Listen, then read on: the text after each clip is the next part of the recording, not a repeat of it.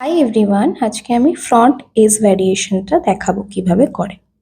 Age variation করতে গেলে বাঁ দিকেরটা করতে বেশি সুবিধা হবে, ডান দিকেরটা করতে একটু অসুবিধা হবে। প্রথমে হেয়ারটাকে ভালো করে কমিং করে নিতে হবে যাতে কোনো জট না থাকে। তারপরে একটা কমিং করে নেওয়ার পর জাস্ট হালকা করে হেয়ারটাকে আগিয়ে ধরতে হবে এবং অপোজিট হাতটা দিয়ে স্প্রেড করতে হবে।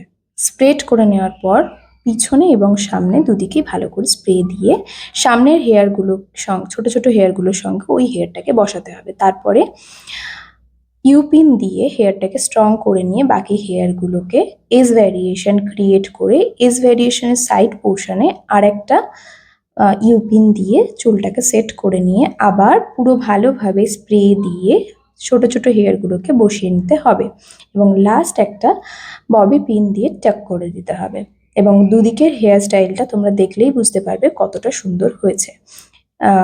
ববি পিন দিয়ে টাক করার সময় যদি বেশি অ্যাটাচ হয়ে যায় তাহলে ওটাকে আবার হাত দিয়ে স্প্রেড করে লুকটাকে কমপ্লিট করে নিতে হবে। দেখে নাও কিভাবে আমি এস লুকটা কমপ্লিট করেছি, আর পুরো ভ্যারিয়েশনটারও আর একটা টিউটোরিয়াল আছে, সেটা তোমরা দেখে নেবে। সো ওর লুকটা কেমন হয়েছে সবাই জানিও।